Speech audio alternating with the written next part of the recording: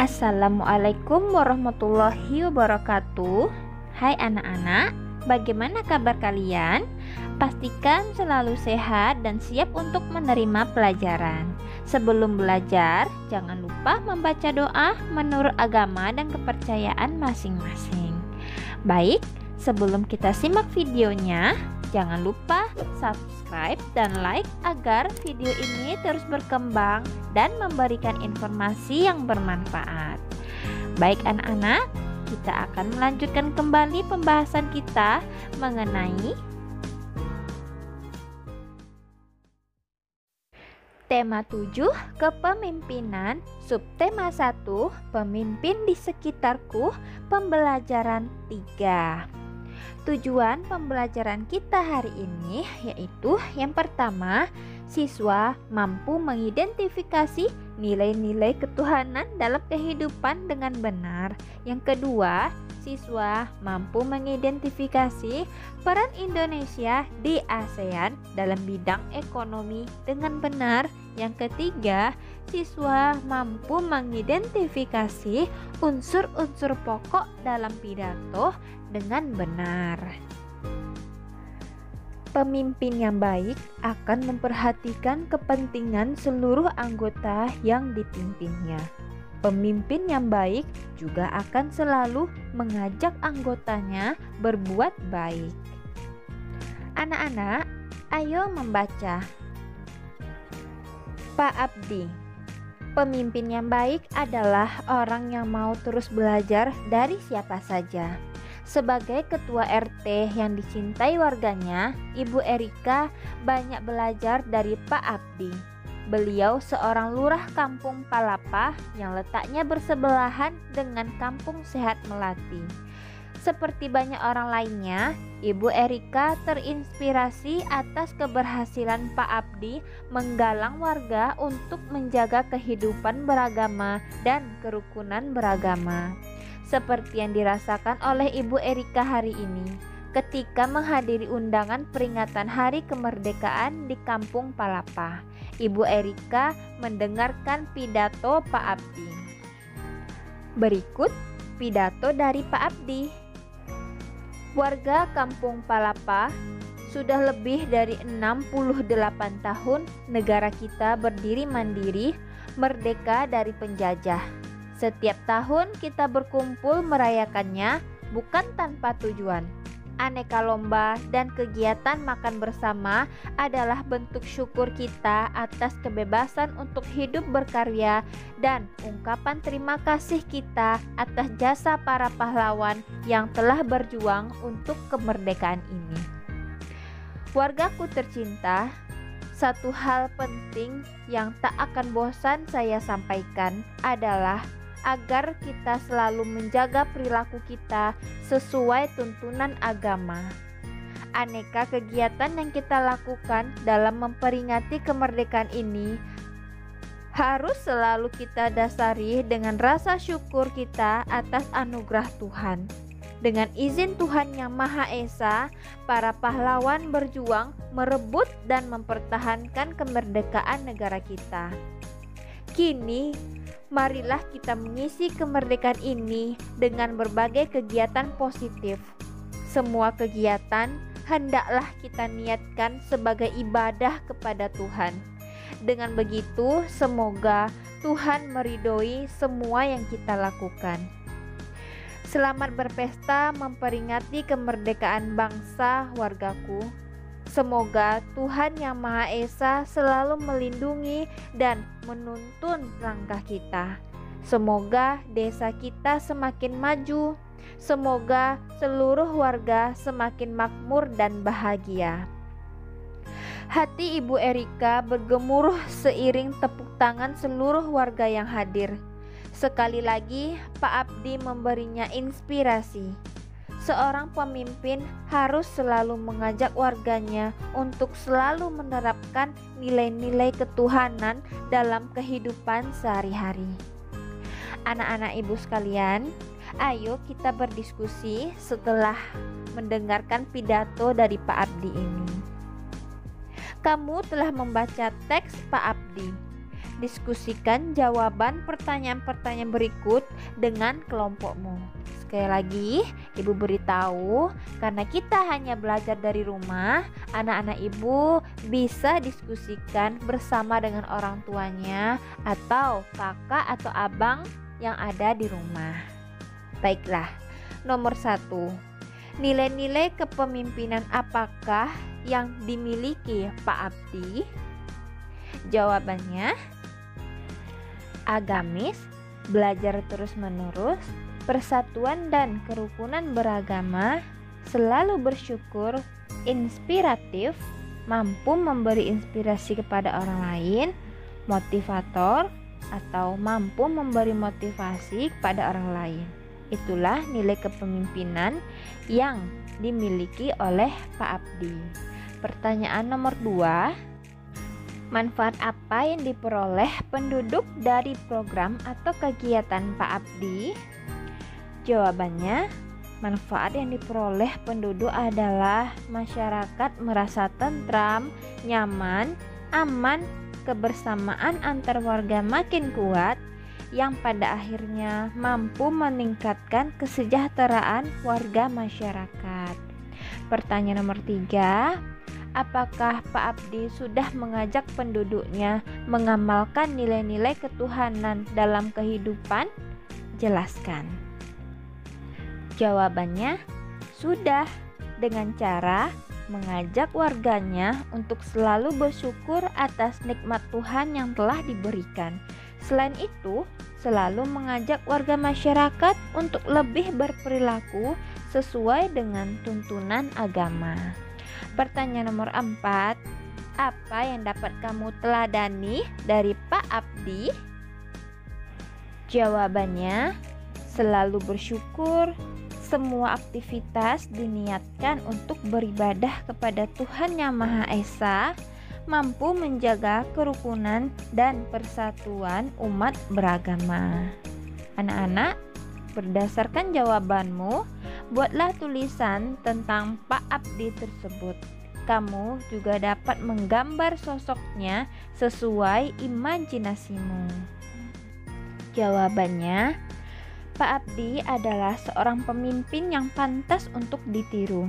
Seorang pemimpin yang dalam tindakannya selalu diniatkan untuk beribadah kepada Tuhan Yang Maha Esa, mampu memberikan inspirasi dan motivasi kepada warganya, mampu menjaga kerukunan dan persatuan umat beragama di lingkungannya, selalu menganjurkan warganya untuk selalu bersyukur atas nikmat yang telah diterima, sehingga warga masyarakat menjadi lebih nyaman, tentram, damai, dan pada akhirnya mampu menjadikan masyarakat lebih sejahtera. Anak-anak, ini dia kira-kira contoh gambar sosok pemimpin Pak Abdi tersebut.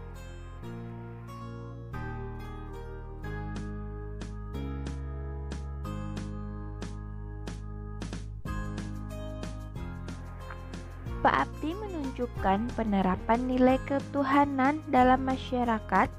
Apa sajakah bentuk-bentuk penerapan nilai ketuhanan dalam kehidupan sehari-hari? Berikut adalah nilai-nilai yang terkandung dalam sila ke-1 Pancasila, yaitu ketuhanan yang Maha Esa. Yang pertama, percaya dan takwa terhadap Tuhan Yang Maha Esa. Yang kedua, mengembangkan sikap hormat menghormati dan bekerja sama antar pemeluk agama dan penganut kepercayaan yang berbeda-beda terhadap Tuhan Yang Maha Esa. Yang ketiga, membina kerukunan hidup di antara sesama umat beragama dan kepercayaan terhadap Tuhan Yang Maha Esa.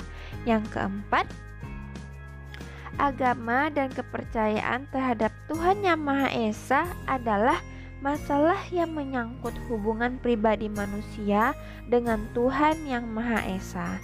Yang kelima, mengembangkan sikap saling menghormati kebebasan menjalankan ibadah sesuai agama dan kepercayaan masing-masing. Dan yang keenam, tidak memaksakan suatu agama dan kepercayaan terhadap Tuhan yang Maha Esa kepada orang lain. Ayo berdiskusi. Identifikasilah penerapan nilai-nilai ketuhanan itu dalam kehidupanmu sehari-hari. Jawabannya, beribadah dengan rajin sesuai dengan agama yang dianut, menghormati dan menghargai pemeluk sesama agama dan antar agama, bersosialisasi dengan semua pemeluk agama tanpa membeda-bedakan. Nomor 2, tuliskan pendapatmu mengenai pelaksanaan kehidupan beragama di lingkungan sekitarmu. Jawabannya, pelaksanaan kehidupan beragama di daerah saya sudah berlangsung baik. Semua pemeluk agama dapat beribadah dengan tenang tanpa ada gangguan dari pemeluk lain. Adanya kebersamaan dan kerukunan antar umat beragama. Negara kita menjunjung penerapan nilai-nilai ketuhanan. Bagaimana hubungan kita dengan negara lain? Negara kita berperan aktif dalam kerjasama antar negara, misalnya dengan negara-negara ASEAN. Ayo mengamati. Perhatikan gambar peta negara-negara Asia Tenggara di bawah ini.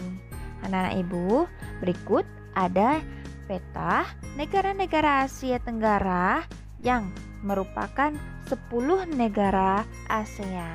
Itu diantaranya ada Myanmar, Thailand, Laos, Kamboja, Vietnam, Malaysia, Singapura, Brunei Darussalam, Filipina, dan Indonesia. Anak-anak, sekarang ayo mencoba.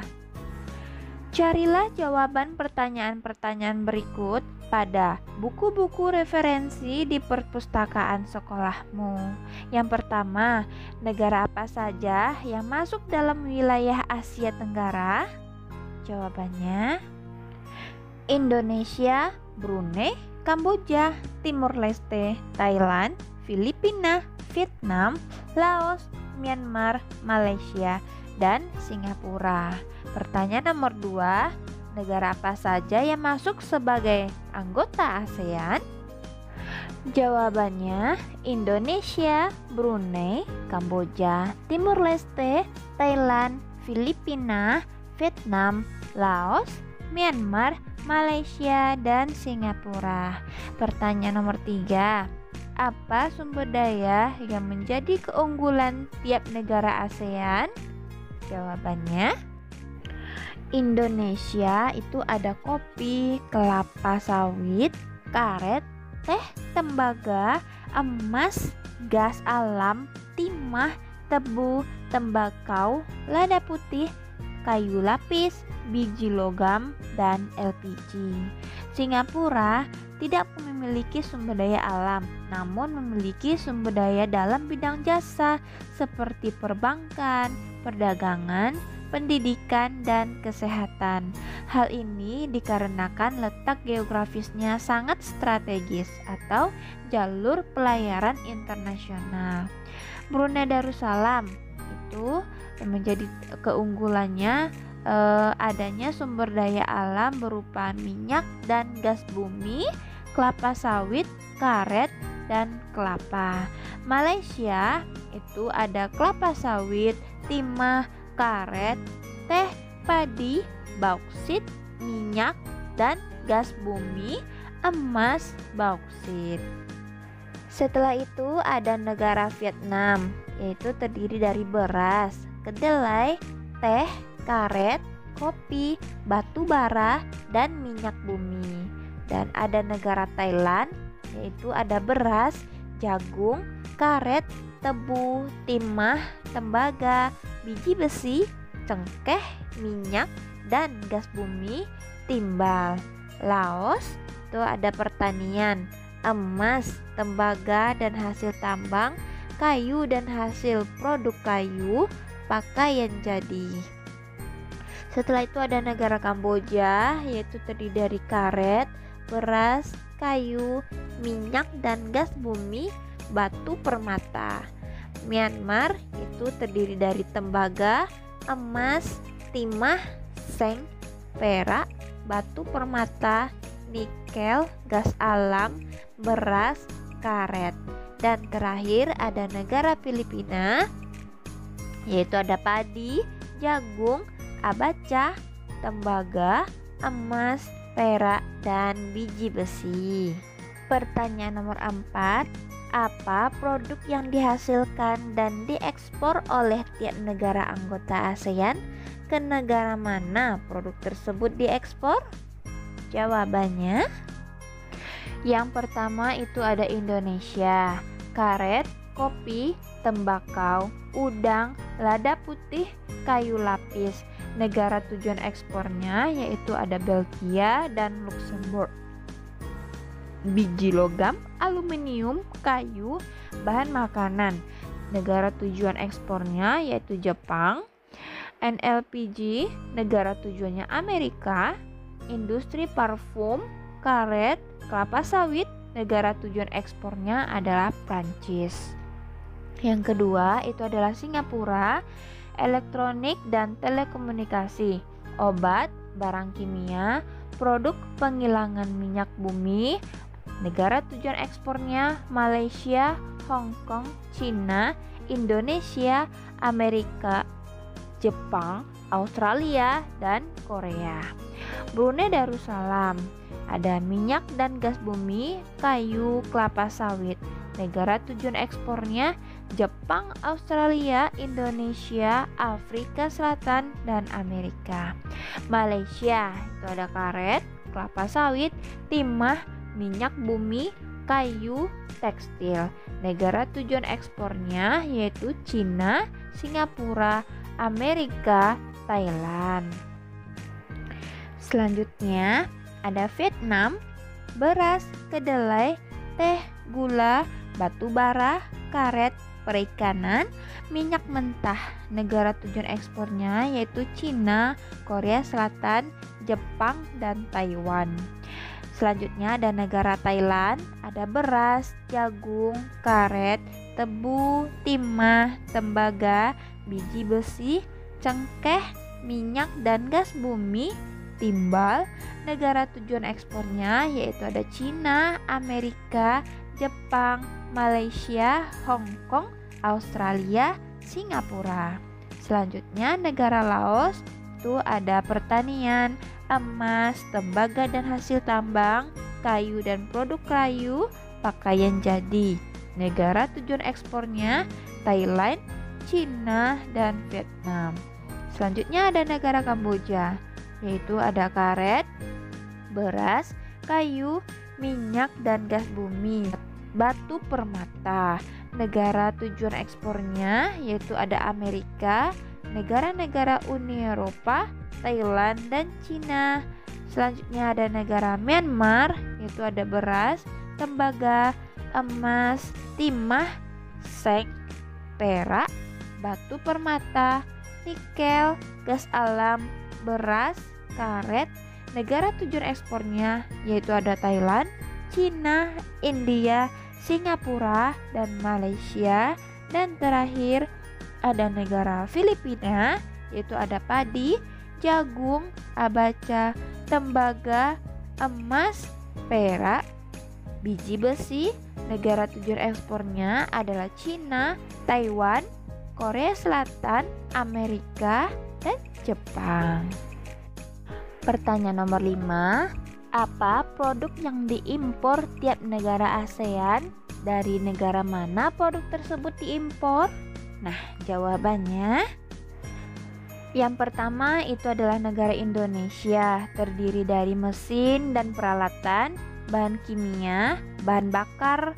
Negara asal impornya yaitu dari Cina, Jepang, Thailand, negara-negara ASEAN, dan Uni Eropa. Yang kedua ada Singapura, itu terdiri dari mesin dan peralatan, bahan bakar, kimia, makanan, barang jadi. Negara asal impornya yaitu dari Malaysia, Cina, Amerika, Korea, Jepang, dan Indonesia. Negara yang ketiga yaitu Brunei Darussalam, terdiri dari tembakau, bahan pangan, mesin dan peralatan. Negara asal impornya yaitu dari Indonesia, Jepang, Singapura, Amerika, dan Korea Selatan. Selanjutnya ada negara Malaysia, terdiri dari elektronik, emas, aksesoris, semikonduktor, kayu, mesin dan peralatan. Negara asal impornya yaitu dari Cina, Singapura, Amerika, Jepang, Thailand, Taiwan, dan India. Selanjutnya ada Vietnam, yaitu ada mesin dan peralatan, bahan bakar minyak, produk baja, elektronik, dan mobil. Negara asal impornya itu dari Amerika, Uni Eropa, Cina, Jepang. Selanjutnya negara Thailand itu terdiri dari mesin dan komponen, bahan kimia, besi dan baja. Negara asal impornya yaitu dari Cina, Jepang, Amerika, Malaysia, Uni Emirat Arab, Korea Selatan, Indonesia, dan Taiwan. Selanjutnya itu ada negara Laos, itu terdiri dari material konstruksi, mesin, bahan bakar, makanan, kendaraan dan suku cadang, perlengkapan produksi, barang konsumsi. Negara asal impornya yaitu dari Thailand, Cina, Vietnam, dan Jepang. Selanjutnya ada negara Kamboja, terdiri dari tembakau, tekstil, garmen, pulp dan kertas, farmasi, produk makanan dan minuman, bahan bangunan. Negara asal impornya yaitu dari Thailand, Cina, Singapura, Vietnam, India, Korea Selatan. Selanjutnya negara Myanmar itu terdiri dari pupuk, semen, manufaktur atau mesin dan peralatan, tekstil, dan negara asal impornya yaitu dari Singapura, Cina, Thailand, dan Jepang. Terakhir ada negara Filipina, terdiri dari produk elektronik, alat transportasi, mesin dan alat industri, besi baja, alat telekomunikasi dan listrik. Negara asal impornya yaitu dari Cina, Taiwan, Singapura, Amerika, dan Jepang. Selanjutnya, pertanyaan nomor 6. Apa peran Indonesia dalam bidang ekonomi di ASEAN? Jawabannya, peran Indonesia dalam bidang ekonomi di ASEAN itu yang pertama, turut membuka pusat promosi ASEAN. Yang kedua, sebagai negara yang menyediakan cadangan pangan. Yang ketiga, menjalin kerjasama di bidang perindustrian dan perdagangan. Kerjasamanya itu diantaranya yang pertama tuh kerjasama di sektor industri dilakukan melalui ASEAN Industrial Cooperation atau disingkat dengan AICO. Yang kedua, kerjasama di sektor perdagangan dalam ASEAN Free Trade Area atau AFTA, ASEAN Economic Community atau AEC, dan Koperasi ASEAN. Yang ketiga itu kerjasama di sektor fasilitas perdagangan. Pada pembelajaran 1 dan 2, kamu telah membaca teks pidato. Pada bacaan Pak Abdi di awal pembelajaran 3 ini juga terdapat teks pidato. Keseluruhan teks pidato itu memuat hal-hal pokok yang sama. Teks pidato harus memuat hal-hal pokok berikut, yaitu yang pertama ada di antaranya salam pembuka, berisi kalimat sapaan, di antaranya selamat pagi, selamat siang, selamat malam, dan lain-lain. Yang kedua ada pendahuluan, memaparkan topik permasalahan yang akan dibahas. Yang ketiga ada inti, berisi pembahasan topik secara lengkap. Kalimat ajakan atau bujukan digunakan untuk mengajak pendengar melakukan kegiatan yang diharapkan. Yang keempat ada penutup, penyampaian rangkuman atau intisari topik yang telah disampaikan. Dan yang terakhir yaitu ada salam penutup, berisi kalimat salam penutup seperti terima kasih, Ayo mencoba. Identifikasilah unsur-unsur pokok pada pidato dalam bacaan Pak Abdi. Tuliskan unsur-unsur salam pembuka, pendahuluan, inti, penutup, dan salam penutup dari pidato tersebut. Lakukan bersama orang tuamu, lalu diskusikan dan lihatlah jawaban kalian dengan video yang telah Ibu berikan. Nah, jawabannya yang pertama adalah salam pembuka. Yang kedua, pendahuluan itu berisikan menyampaikan tentang maksud atau tujuan diadakannya perayaan kemerdekaan Indonesia adalah sebagai bentuk syukur terhadap nikmat yang diberikan Tuhan Yang Maha Esa, serta sebagai ungkapan rasa terima kasih kepada perjuangan para pahlawan. Yang ketiga itu ada inti. Intinya yaitu mengajak seluruh warga masyarakat agar senantiasa selalu bersyukur atas nikmat yang diberikan dengan cara bertingkah laku sesuai ajaran agama masing-masing, serta dengan mengisi kemerdekaan Indonesia dengan kegiatan yang positif atau berguna. Yang keempat ada penutup, dan yang kelima ada salam penutup.